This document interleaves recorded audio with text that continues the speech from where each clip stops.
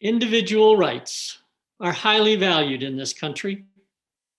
The idea that individuals have rights is so important that it is contained in the preamble to the US Constitution. We hold these truths to be self-evident, that all men are created equal, that they are endowed by their Creator with certain unalienable rights, that among these are life, liberty, and the pursuit of happiness.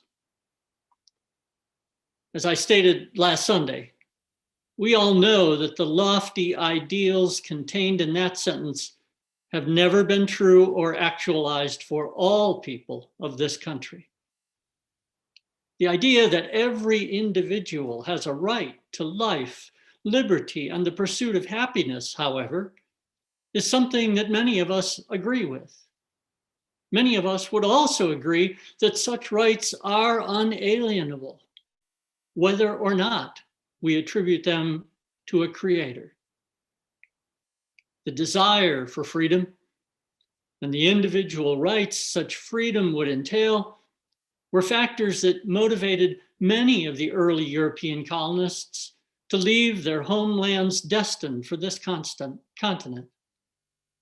Many of those early colonists had experienced oppression of one kind or another in their land of birth. They believed a better life could be found here, a life where they would be able to use their individual skills, talents, and abilities more freely and more fully. The hopes and dreams of those early colonists nurtured the ideas of individual freedom and individual rights that would eventually find their way into our Declaration of Independence and the United States Constitution. Over time, those hopes and dreams have also nurtured and fostered something many of the earliest settlers may not have imagined. Those hopes and dreams also fostered and nurtured the rise of individualism, both as a belief and as a cultural value. What I just stated requires some clarification. There are several different definitions of the word individualism. The first two definitions of individualism I found in the dictionary refer to an aspect of the word that Reverend Dr. Frederick Muir mentioned in our reading this morning, namely individuality. Individuality deserves to be held in high regard. Several other definitions, however, address concepts much larger than individuality. These definitions refer to things such as, and here I quote, the doctrine that individual freedom in economic enterprise should not be restricted by government or social regulation.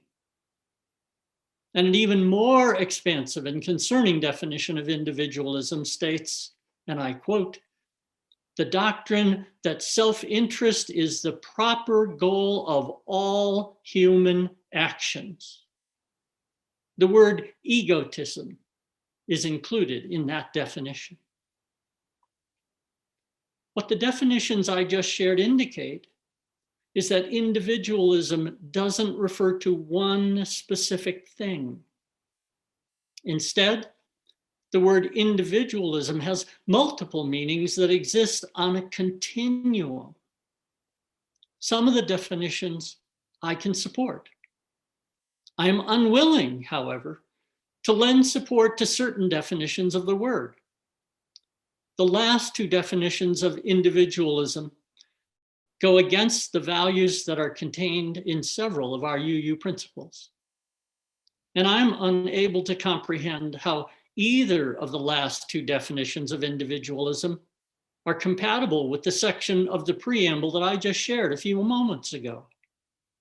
More than that, the foundational belief within both of these definitions, specifically that individual rights take precedence over communal rights, is incongruent with any form of government, let alone a government that is based on the use of the democratic method. And neither of these definitions are conducive to building a vibrant and healthy community of any size.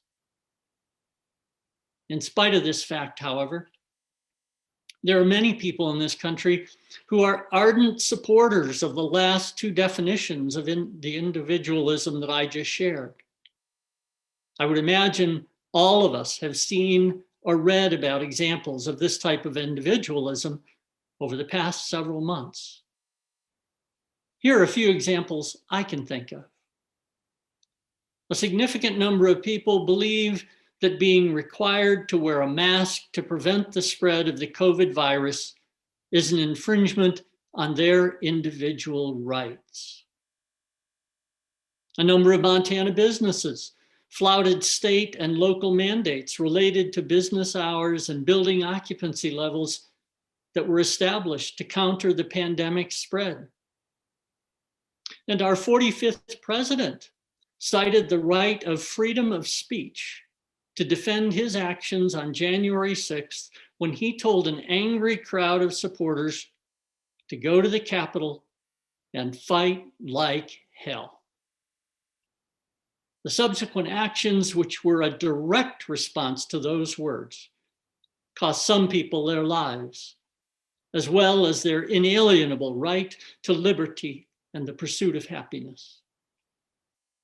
The Supreme Court of this country has previously ruled that the freedom of speech contained in the Constitution does not give a person the right to certain kinds of speech. You can't yell fire in a crowded enclosure such as a movie theater. Doing so would infringe on the rights of others and endanger lives. Telling a large and angry crowd to go fight like hell had the same results as yelling fire. These are just a few recent examples of the kind of individualism identified in the latter two definitions I offered. I'm sure any of us could cite others, many others. Not all of the examples of individualism are as clear or as pronounced as the ones I just mentioned. This type of individualism has been pervasive in the culture of this nation for so long that it is easy to miss or even to gloss over examples that aren't as blatant or destructive as the ones I just mentioned. And because the definition of individualism involves a continuum, we may not always recognize what is at play in some situations. Whether what is involved is an issue of individuality or of individualism that puts the interests of one person above the interests of the community. There may be another reason we may not recognize when this individual above community type of individualism is at play. In our reading this morning, Muir suggests that this individual above community type of individualism exists within Unitarian Universalism. If you ever get access to the full lecture from which this morning's reading came from, I encourage you to read it. You will get a very clear idea of his thoughts on the prevalence and the harmfulness of individualism that is in our midst. I had the opportunity to hear him deliver that lecture to a gathering of hundreds of UU ministers at the 2012 UU Ministry Days. I found what he shared to be both troubling and motivating. Returning now to what I was saying earlier, we may find it difficult to acknowledge or accept that what Muir is stating is true. Acknowledging that individualism is pervasive in Unitarian Universalism likely conflicts with how we perceive ourselves and the religious community we are associated with. The kind of individualism I've been talking about goes against the values we hold.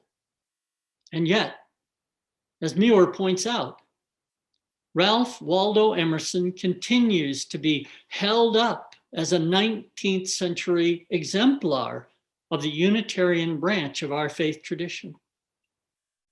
Emerson is highly admired, and even though an important part of his message involves the individual above community type of individualism that I have been talking about. Let me be clear here. I am not disparaging Emerson as a person. What I'm calling into question is his penchant for exalting the individual over any other person or the community.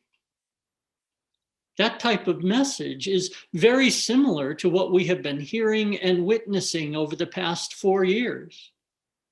And it is the type of message that those who invaded the Capitol building would have agreed with wholeheartedly. That should set alarm bells off for all of us. The type of individualism that Emerson was espousing and promoting in the 1800s can be witnessed in Unitarian Universalism still today. It is present both within our congregations and within the ranks of our ministers. I offer the following situations I have been witness to as examples. Over the past dozen years, I have twice been involved in the process of having a ministerial colleague removed from fellowship in the UU Ministers Association. Being removed from fellowship is similar to being defrocked in the Catholic Church. In both situations, the colleague had been involved in inappropriate romantic relationships with congregation members. These ministers put their own individual wants and desires above what was best for the religious communities they were serving. The inappropriate romantic relationships these ministers engaged in did harm to their congregations and to the profession of ministry. In one of the instances, I know that the behavior also did harm to the congregant the minister had the relationship with. I've also witnessed many situations in which congregation members acted in ways that align with the type of individualism described in the latter two definitions. To ensure that I'm not pointing a finger at a specific person, I offer examples where it isn't possible to identify any one individual. At the 2019 UUA General Assembly in Spokane, Washington, I witnessed two examples of the kind of individualism I have been talking about. If you have never attended a General Assembly, often referred to by the initials GA, you may not be aware that these events involve large numbers of UUs.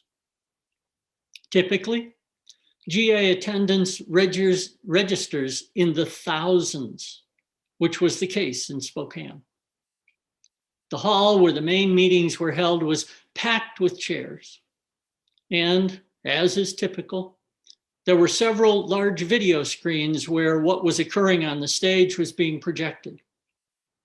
And again, as is typical at GAs, there were sections of chairs that were clearly marked off and reserved for specific groups, such as the Youth Caucus, the LGBTQ Caucus, and UUA staff, to name a few. And there were also spaces reserved for people who are mobility challenged. On two occasions during that GA, I witnessed a UU congregant sit in a section which was reserved for a group of people they were not a part of. Both times, I saw someone approach the person to inform them that the section was reserved and request that they find another seat. And both times, the response was a refusal by the person to honor the intent of those who created the reserved section, as well as the person who informed them that the section was reserved. And here is one last example that I witnessed in a small UU fellowship of about 50 members. One Sunday morning, a first-time visitor attended the Sunday service of this particular fellowship. The visitor, who arrived almost 15 minutes before the start of the service, sat near the front of the sanctuary. They didn't sit in the front row, but near the front. This fellowship held their services in a church that would easily seat 3 times their membership. So there were plenty of open seats. A few minutes before the service was about to begin, a person who was part of the hospitality team approached the first-time visitor. You might think, as I did, that the person on the hospitality team would then proceed to offer a warm welcome to the visitor. That is what we might expect, but that didn't occur. Instead, the hospitality team member informed the visitor that they were seated where the hospitality team member's family sat every week. Ouch. But there was something even more troubling about this situation. I later learned that this wasn't the first time something like this had occurred. And after each incident, not a single member of the congregation spoke with the hospitality team member to let them know their behavior was problematic. Needless to say, this fellowship had difficulties attracting and keeping new members and friends. I share these examples not to disparage any person, any congregation, or any larger faith community. I share these examples because I believe it is important for all of us to recognize that our UU communities are not immune to the type of individualism that puts the wants and desires of the individual above what is best for the community. I share them because I believe what all of us want for our fellowship, our larger UU community, our country, and even the world, is to create a cultural norm where community has no less value than the individual. I believe that when the rights of the community are recognized and respected by enough of us, we can reach the tipping point. The tipping point where the culture of individualism that is predominant in this country can be transformed. Such a transformation is needed if we ever hope to reach the goal that is stated in our 6th principle, the goal of world community with peace, liberty, and justice for all. This goal will never be possible as long as the type of individualism I've been speaking about reigns supreme.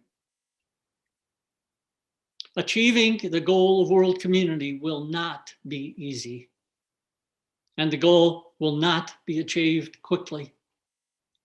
For this goal is, in actuality, the goal of creating the beloved community that the Reverend Dr. Martin Luther King Jr. spoke about when he was alive. The goal is something that people who have been oppressed have been dreaming of and hoping for a very long time. Today, our country and the world are in desperate need of the goal that is stated in our 6th principle, the goal of world community, a beloved community for all people. May we seek to open our eyes to and to expand our awareness of the culture of individualism that is so pervasive in our communities. May we commit ourselves to identifying and naming individualism that is harmful to others. And may we strive to learn ways to nurture and support community that benefits all people while respecting the individuality of every person. So may it be.